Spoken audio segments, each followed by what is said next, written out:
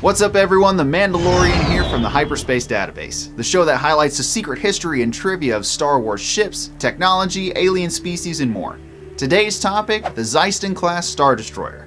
The Xyston class Star Destroyer, or Sith Star Destroyer as it is otherwise known as, was developed by Kuat and Trala Engineering 35 years after the Battle of Yavin, specifically for the Sith Eternal fleet of the Final Order.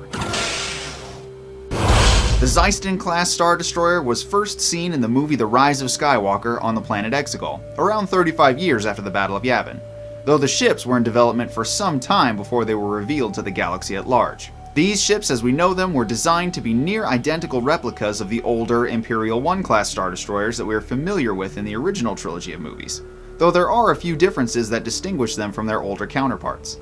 The Xyston class Star Destroyer was larger than the Imperial 1 class, coming in at 2,406 meters versus the Imp 1 at 1,600 meters. It was also painted with red accents along its hull versus the plain gray ship of the Imp 1, and the main difference of course was the planet-busting axial super laser that replaced the standard Imperial class main hangar bay, though the Xyston had small hangars flanking the super laser, which contained complements of the TIE Dagger fighters.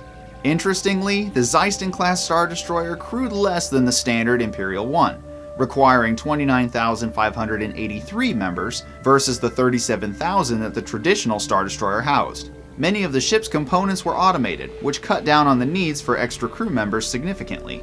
The Xyston class destroyer was best known for its axial super laser, which was capable of destroying a planet. Though unlike the Death Star, which also had a planet-busting super laser, the Xyston required continuous firing, and had to be maintained until the planet eventually broke apart from the core outward. Another difference in these designs was that the axial super laser was directly tied to the reactor of the Xyston Star Destroyer, and if the weapon was significantly damaged, the reactor core on the ship would go critical and completely destroy the vessel. The most notable Xyston-class Star Destroyer was the Daraphin, which was led by Captain Chazeel Sandbrand and Lieutenant Mylan Lenwith in The Rise of Skywalker. It was sent to destroy the planet Kijimi under orders from Darth Sidious, in response for harboring Resistance fugitives. Fun Legends fact, the word Daraphin was a Sith word that meant devourer, and was a type of dark side creature that consumed the thoughts and experiences of living creatures. Another fun fact was that The Rise of Skywalker was not the first time we have seen a Star Destroyer with a super laser. In 2010, in the Legends continuity, a modified Star Destroyer called the Conqueror was seen with a Death Star-like super laser attached on its underbelly, though the design looks more like the Death Star laser than what we ended up seeing in The Rise of Skywalker. The Xyston Star Destroyer was the main force of the 100-plus Sith Eternal fleet seen over Exegol at the final battle in The Rise of Skywalker, and was an incredible threat to the galaxy, as each ship was equipped with these planet-killing axial super lasers. The destroyers engaged the smaller ragtag fleet of the Resistance in a fierce battle, and deployed the deadly TIE Daggers to contend with the forces arrayed against them. The destroyers could not engage their deflector shields while in orbit, and so had to rely on their turbo lasers to defend themselves from attack.